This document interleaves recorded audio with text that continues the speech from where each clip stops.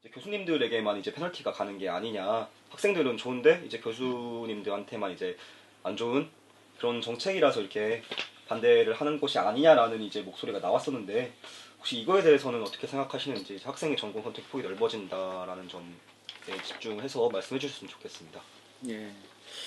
지금 이제 그런 부분들 아주 이제 구체적으로 들어가는 자리잖아요. 예. 말하자면 전공 선택폭을 넓히고 학생들한테 자율성을 많이 준다.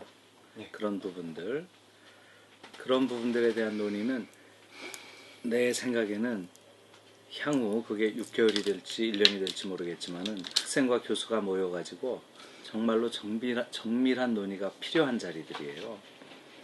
그거는 학문 단위에 따라서 좀 다를 것 같고 또 크게 봤을 때 학문의 계열들에 따라서 상당히 차이가 있을 거예요. 근데 아무튼 일단 큰 모양에서 이제 보이는 것은 지금 본부가 내세운 그런 안에 따르면 상당히 이제 자유롭게 여러 가지를 할 수 있다.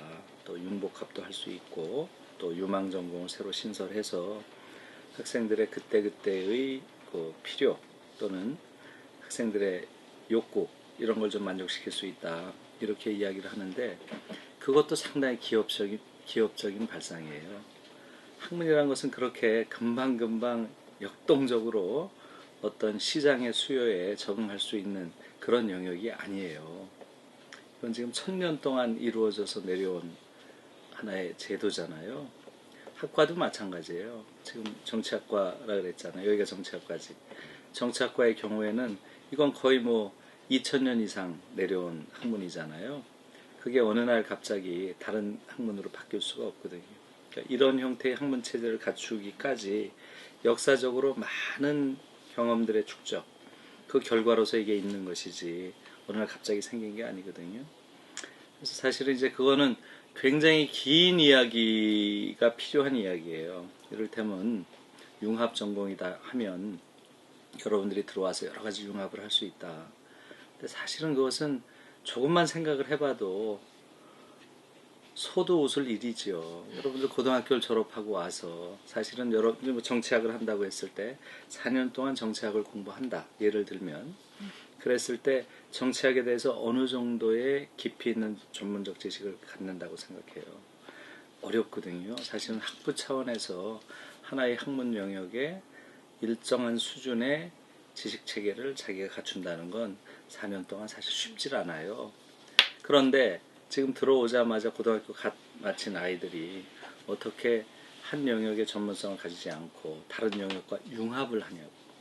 그러니까 지금 학교에서 내놓은 안은 여러분들이 그냥 보기에는 뭐 그럴듯해 보이지만 사실 구체적으로 들어가 보면 이 안이 대체로 미국의 연구 중심 대학원의 안들을 갖다가 했다는 이야기가 많이 있어요.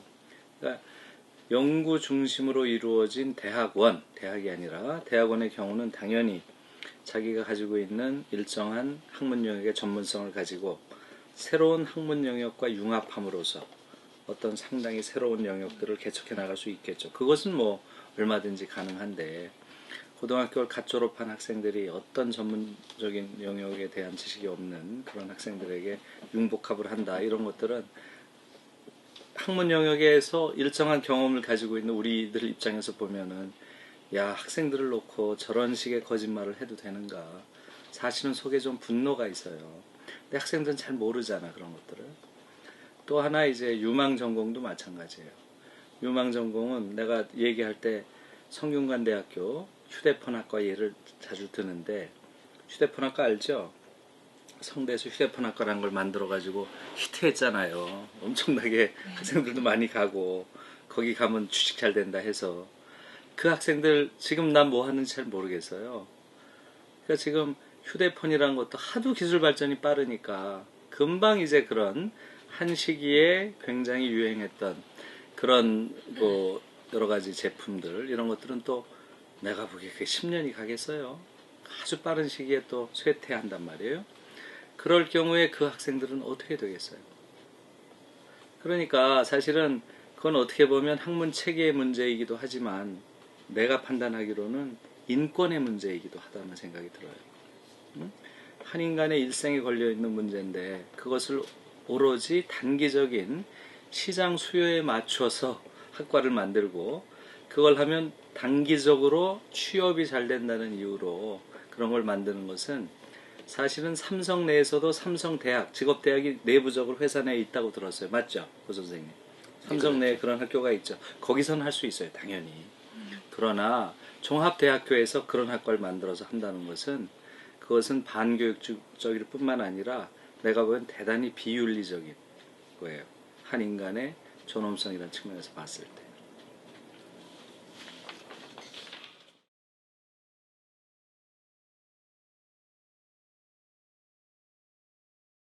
지금 대학이 계속 급속도로 변화하고 있잖아요. 그리고 이번 구조조정이 처음이 아니었고 계속 있었던 일인데 그렇다면 이번 사안이 가지는 성격이나 중요성은 어떤 게 있을지. 그러니까 이제 이번 사안은 크게 봤을 때 지금 교육부에서 한국 대학을 취업 중심으로 재편하겠다. 그건 이제 황우여 교육부 장관께서 공언하신 부분인데 그리고 나서 그러한 교육부의 소위 취업 대학화, 대학을 취업 대학으로 만들겠다. 취업 중심으로. 그런 전략에 중앙대학교가 가장 선제적으로 부응을 한 것이죠. 그렇게 해서 아무튼 그런 형식의 뭐 대학 개편 또는 대학 개혁이라는 게 한국 대학 전체의 발전을 봤을 때 대단히 위험한 것이고 특히 이제 중앙대가 향후 명문대학으로 또 한국에서 명문사학으로 더 발전해 가는데 과연 그게 중앙대 발전에 합당한 것인가 그 부분에 대해서는 많은 논의가 필요한 이야기예요. 내 생각에는 중앙대가 그야말로 취업 중심으로 재편된다고 하면 과연 과거의 명문사학의 명성을 유지할 수 있을까?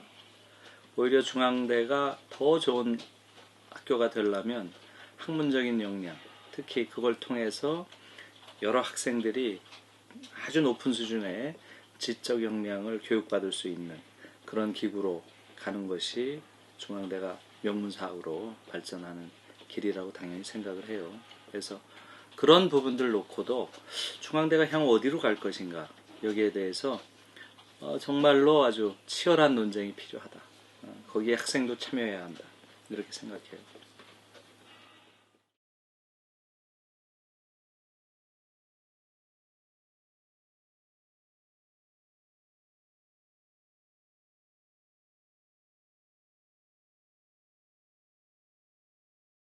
아무튼 원칙적으로 학생들이랑 이런 문제에 대해서 같이 이야기하고 하는 기회들이 많아진 부분들에 대해서 굉장히 다행이라고 생각하고 앞으로도 교수님들의 대부분의 생각은 학생들의 의견을 최대한 수용해가지고 우리 대학이 정말 좋은 대학이 되도록 같이 노력해야 된다 하는 게 대원칙이고 그러기 위해서 어떤 형식이 좋을까 여기서 뭐 저는 학생들이 제안하는 여러 가지 형식들이 또 재미있고 아주 기발한 생각들이 많잖아요.